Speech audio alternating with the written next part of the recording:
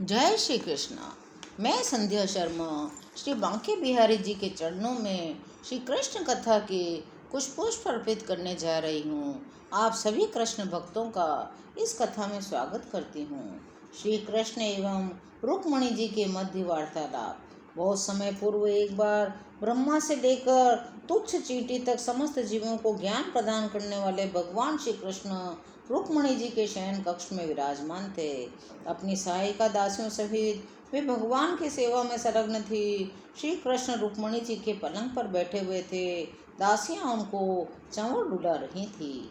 मानवों के कार्यकलापों के आदर्श को स्थापित करने के लिए साथ ही साथ मानव सभ्यता की प्रगति में बाधा डालने वाले तत्वों के विनाश के लिए श्री कृष्ण स्वयं अपनी अंतरंगा शक्ति के द्वारा अवतरित होते हैं। श्री भगवान की दिव्य लीलाओं के इस सिद्धांत के अनुसार ही वे अपने शाश्वत श्री कृष्ण रूप में यदुवंश में अवतरित हुए। रुक्मणी जी के महल की साज सज्जा अद्भुत थी। छत पर अनेक चंदोवे लटके हुए थे। उनमें मोतियों की माला से सज्जित झालरें लगी हुई थी। संपूर्ण महल मूल्यवान रत्नों की कांति से प्रकाशित था। भारत में सर्वाधिक सुगंधित माने जाने वाले पुष्प बेला और चमेली की अनेक वाटिकाएं महल में थी। रात्रि में झरोकों की जाली से मुदित करने वाली चंद्रिका छन छन कर आती थी। वहाँ पुष्पों से लदे हुए अनेक पारिजात के वृक्ष थे।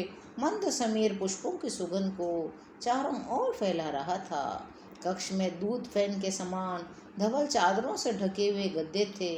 शैया इतनी मृदु और धवल थी जैसे दूध का फैन हो। इस स्थिति में भगवान श्री कृष्ण अत्यंत सुखपूर्वक बैठे थे। दासियों की सहायता से रुक्मणी जी उनकी सेवा का आस्वादन कर रही थी। भगवान रुक्मणी जी की सेवा का आनंद उठा रहे थे। रुक्मणी जी भी पति के रूप में श्री भगवान की सेवा का अवसर प्राप्त करने के लिए अतिशय उत्सुक थी। वे स्वयं भगवान की सेवा करना चाहती थी। दासी के हाथ से चंवर की मूठ लेकर वे स्वयं पंखा डुलाने लगी। जब हम श्री कृष्ण के सुंदर मुख का ध्यान करते हैं तो ऐसा प्रतीत होता है उनके सिर पर के कुंचित घुंघराले केश, उनके कानों के सुंदर कर्णफूल, उनका सस्मित मुख, उनकी स्वर्णमाला सब मिलकर अमृत वर्षा कर रहे हैं।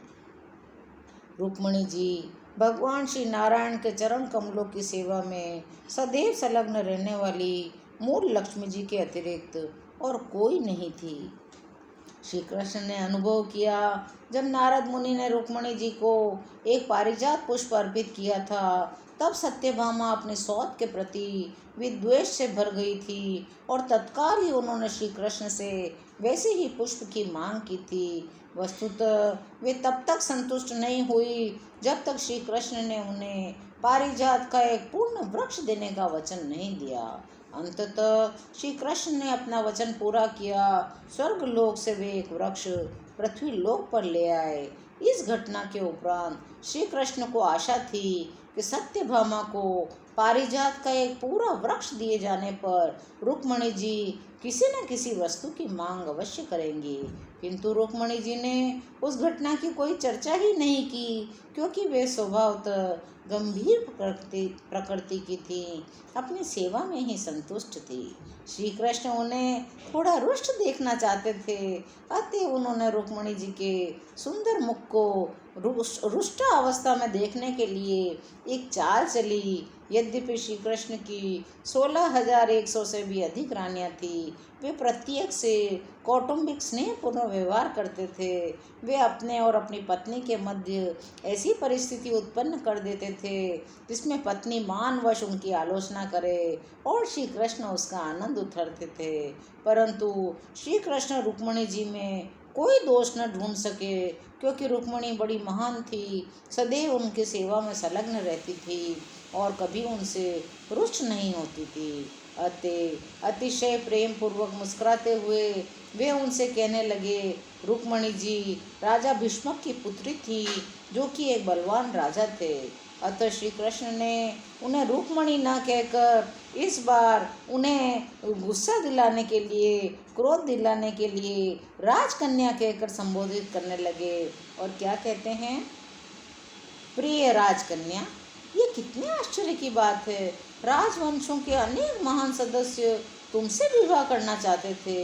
यद्यपि उनमें से सभी राजा नहीं थे, तथापि सभी के पास राजोचित ऐश्वर्य था। वे किसी भी प्रकार से अयोग्य नहीं थे। सबसे बड़ी बात तो यह, तुम्हारे पिता और भाई को भी इन विवाहों पर कोई आपत्ति नहीं थी। इसके विपरीत उन्होंने शिशुपाल से तुम्हारा विवाह करने का वचन दिया था। इस विवाह को तुम्हारे माता पिता की सहमति भी प्राप्त थी। शिशुपाल एक महान राजा है।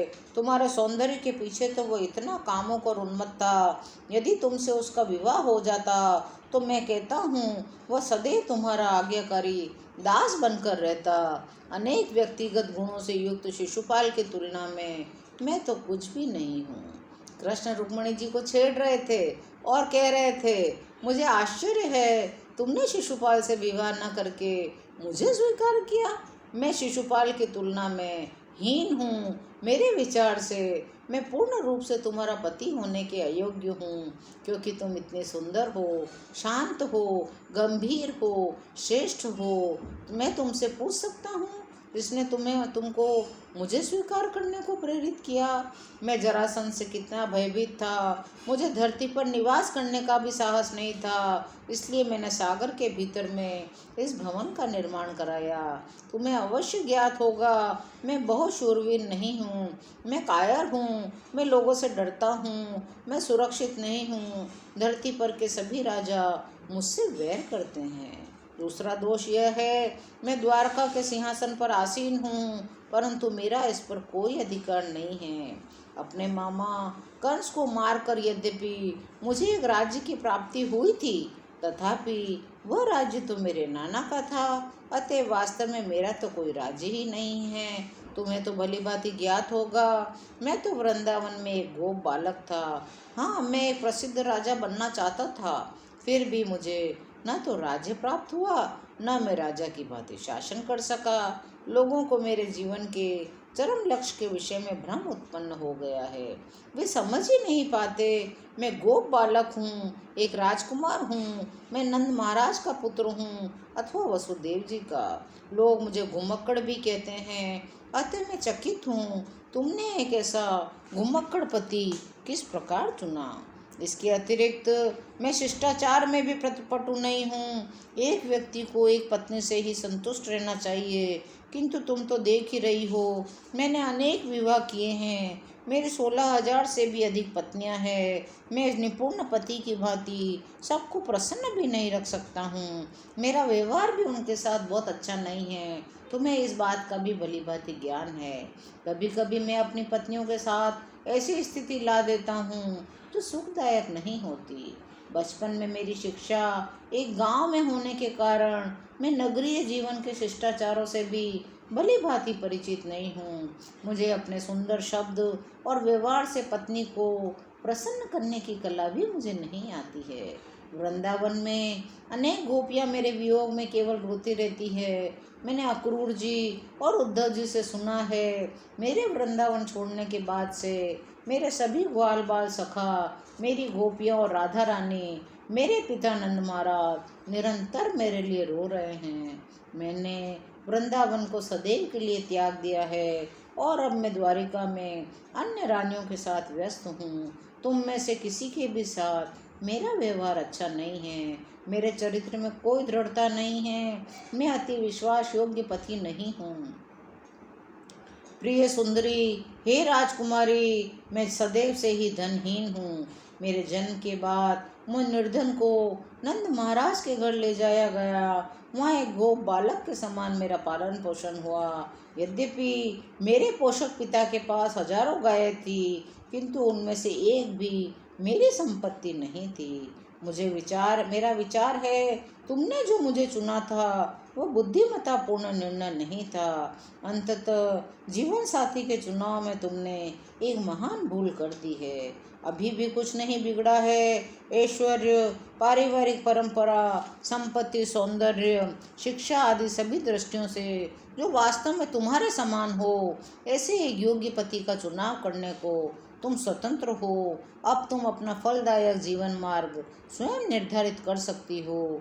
प्रिय विदर्भ राजकन्या, मेरा विचार है तुमने विवाह से पूर्व गंभीरता पूर्वक विचार नहीं किया, अतः तुमने पति के रूप में मेरा गलत चुनाव कर लिया है। अतः मेरा तुमको परामर्श है, अब तुम किसी महान क्षत्रिय राजा को चुनकर उसे अपने जीवन साथी के रूप में स्वीकार कर सकती हो और मुझे त्याग सकती हो।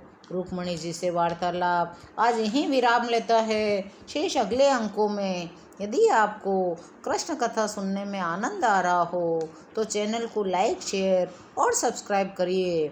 कमेंट में जय श्री कृष्ण अवश्य लिखिए। जय श्री कृष्ण।